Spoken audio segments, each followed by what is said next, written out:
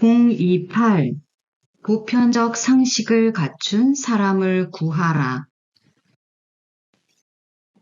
흔히 상식은 그 자체로 이미 보편성을 뜻하는데 왜 보편적이라는 수식어가 붙을까? 사람들이 생각하는 상식이 상식적이지 않은 것이 많기 때문이다. 많은 이들이 자신의 지식이나 관점이 다른 일반적인 사람 누구에게든 두루 이해된다고 생각하는 경우가 많다. 최근 한국을 다니면서 가장 많이 받은 질문 중 하나가 MBTI가 뭐냐고 묻는 질문이었다. 한 달 사이에 30여 번은 받은 것 같다. 반대로 미국에서 30년 넘게 살면서 이런 질문은 단 한 번도 받은 적이 없다.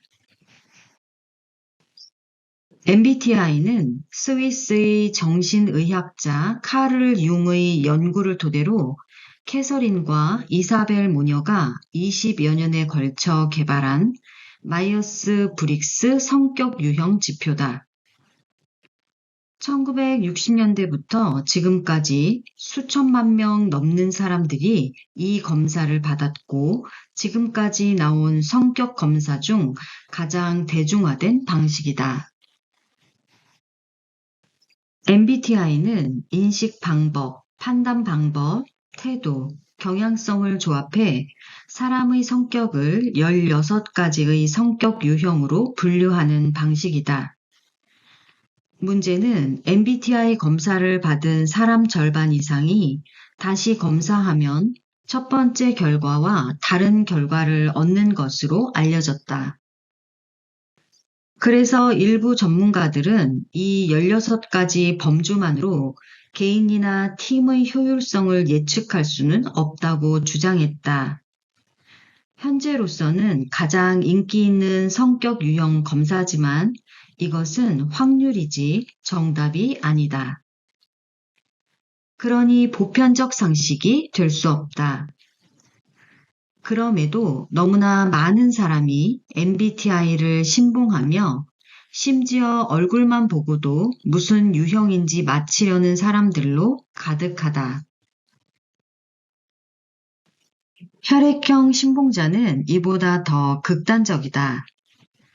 이걸 진심으로 믿는 사람들 중에는 애인이나 친구를 고를 때 자기와 맞는 혈액형으로 구분하는 사람도 있다. 심지어 알파벳 A와 B 모두 들어있는 AB형은 외계인이라고 진지하게 믿는 사람이 있을 정도다. 별자리를 믿는 사람은 애교스럽게 보일 정도다. 이런 혈액형, 성격학의 탄생 배경은 1910년 독일 하이델베르크 대학에 재직하던 에밀 폰 듄게른 박사의 무생학에서 탄생했다고 한다. 서양에는 O형과 A형이 90%를 차지하고 있고 동양 사람은 B형이 많은 점을 감안해서 탄생한 황화론. 19세기 말과 20세기 초 일본과 중국을 비롯한 황인종들에게 정복당할지도 모른다는 유럽인들의 위기론의 근거에는 B형 열등론이 내포되어 있는 것이다. 그가 발표한 논문 혈액형과 인류학에서는 더러워지지 않은 순수 유럽 민족, 게르만족의 혈액형이 A형이고 그 대척점에 검은 머리와 검은 눈을 가진 B형의 아시아 민족이 있다고 언급하고 있다. 그 밑에서 공부한 일본인 의사 하라키마타가 일본에 돌아와서 혈액형에 따른 성격을 언급하면서 혈액형 성격학이 탄생하게 된 것이다. 이를 바탕으로 오차노미즈 여자대학 심리학 교수였던 후루카와 타게지가 낸 혈액형에 의한 기질 연구란 논문이 유명해지며 다양한 혈액형론이 나왔다. 그 후 노미 마사히코란 인물이 후루카와 교수의 이론을 그럴듯하게 포장해 혈액형 성격과 궁합이란 책을 내놓아 인기를 얻었다. 이런 과정을 통해 일본에서 유행한 혈액형별 인간학이 한국까지 전해지고 1970년대 이후 일본과 한국에서 혈액형에 따른 성격 유형이 굳어지며 보편적 상식의 자리를 넘보게 된 것이다. 이런 믿음은 전 세계적으로 한국과 일본에서만 존재할 뿐이다. 다단계 사업도 마찬가지다. 그것을 무엇이라고 부르든 상관없다.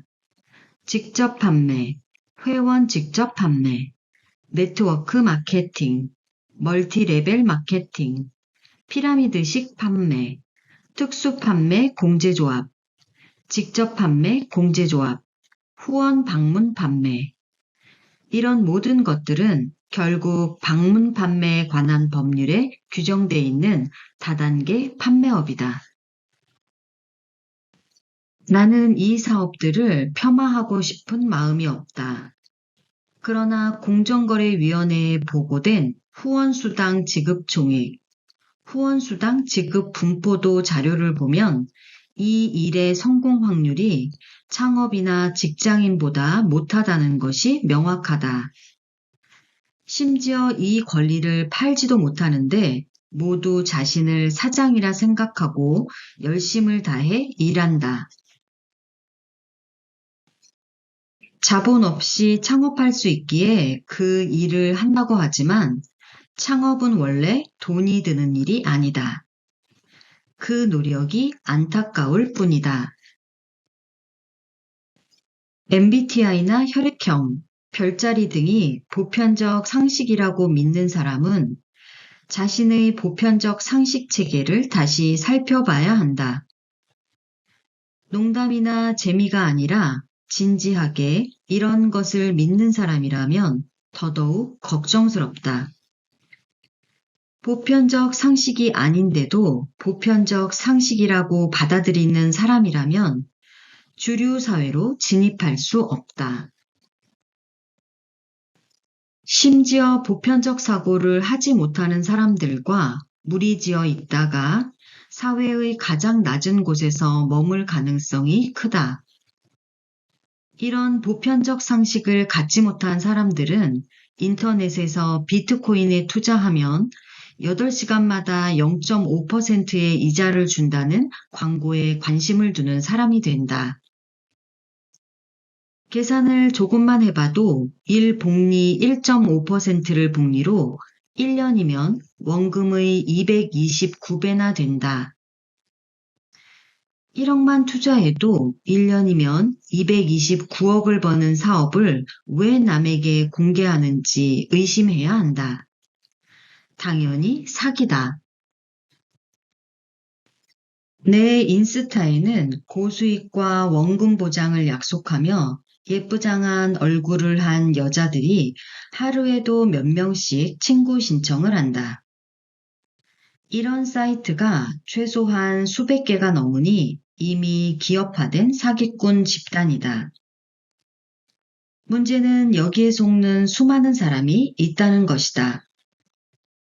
보편적 상식을 가지면 이런 일에 속지 않는다. 사장으로서 나는 당연히 내 직원들을 보편적 지식을 가진 사람을 원한다.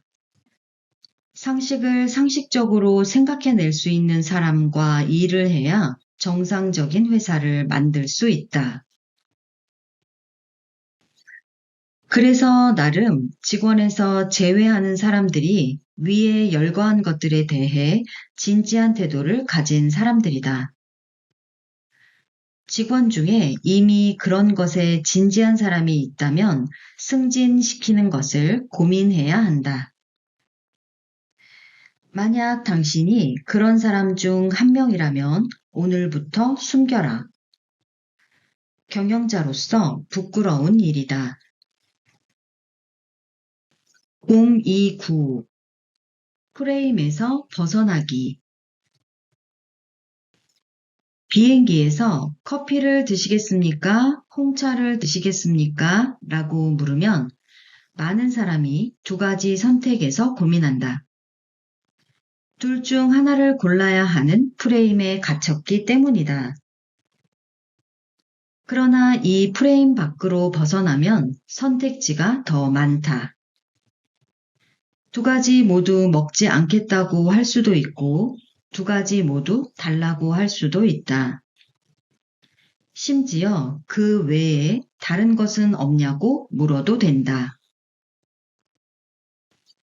조지 레이코프, 캘리포니아 대학 교수, 인지 언어학자가 발표한 프레임 이론에서 그는 프레임을 현대인들이 정치적, 사회적 의제를 인식하는 과정에서 본질의 의미, 사건과 사실 사이의 관계를 정하는 직관적 틀이라고 정의했다. 만약 어떤 프레임을 먼저 짜놓은 사람이 그 프레임 안으로 사람들의 생각을 가두면 그 안에서만 움직이게 된다는 의미다. 대다수 인간의 삶은 이미 오래전부터 수많은 사람이 만들어 놓은 프레임 속에 있다. 바로 어제 나온 신문의 기사 타이틀에도 몇 가지 프레임은 설정돼 있다.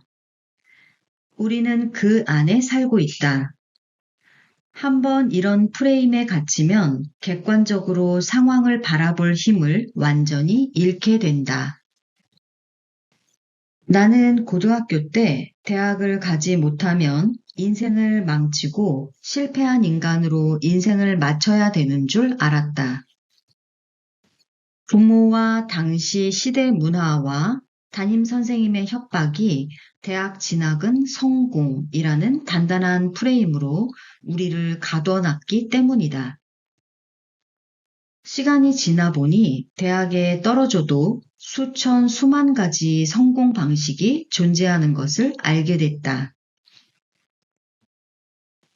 결혼 정년기, 보험, 선후배 문화, 섹스, 남녀 관계 등 모든 곳에 거미줄처럼 프레임이 존재한다.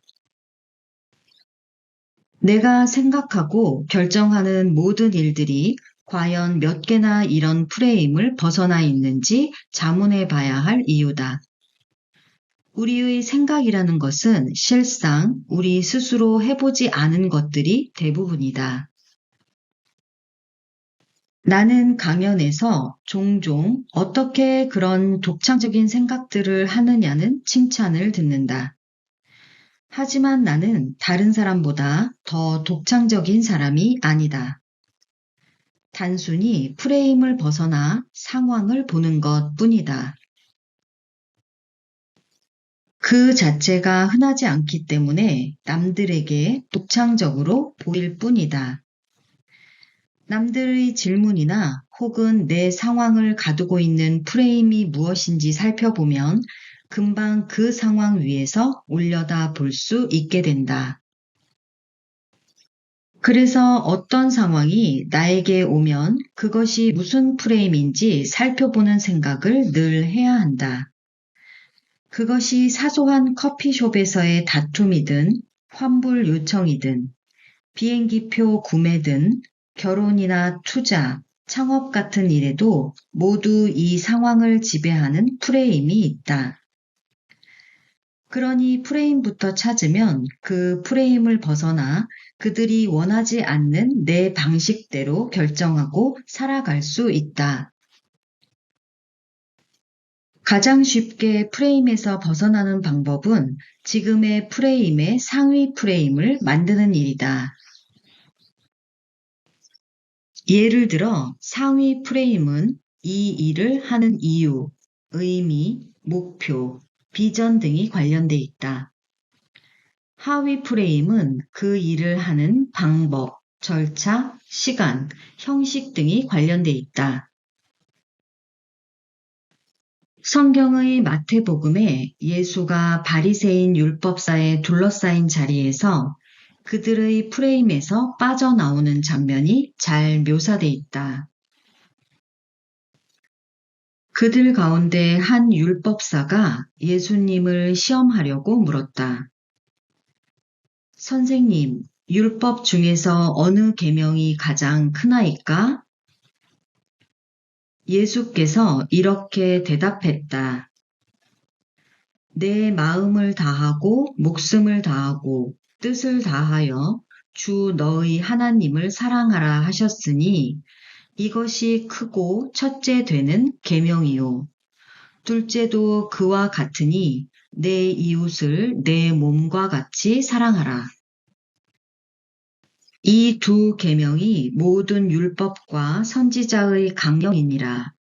모든 율법과 선지자가 전한 말씀들이 바로 이 두 계명에서 나온 것이라. 즉 예수는 자기를 죽이려는 구약의 신봉자들 앞에 구약의 모든 계명이 이 두 계명을 위한 것이라며 상위 프레임을 만드신 것이다. 나는 세상에서 가장 무책임한 말이 너는 이런 사람이야 라는 말이라고 생각한다. 그 말을 하는 사람이나 그 말을 듣는 사람이나 둘 모두 무책임하다. 세상에 누군가가 말하는 그런 사람은 없다. 나라는 사람은 그들이 생각하는 나이거나 여러 관계 속에서 보인 나일 뿐이다. 한 사람의 인격 혹은 인생 전체를 가두는 프레임을 짜들고 왔는데 어머, 제가 그런 사람이에요? 라며 프레임 안으로 들어가는 형국이다. 자신의 프레임은 자신이 만들어야 한다. 프레임을 알면 벗어나기 쉽고 능숙하게 벗어날 줄 알면 만들 줄도 알게 된다. 내가 짠 프레임에 다른 사람들이 모여들면 그것이 성공이다. 이제 승무원에게 이렇게 물어보자. 혹시 커피나 홍차 말고 사이다 한 잔 마실 수 있을까요?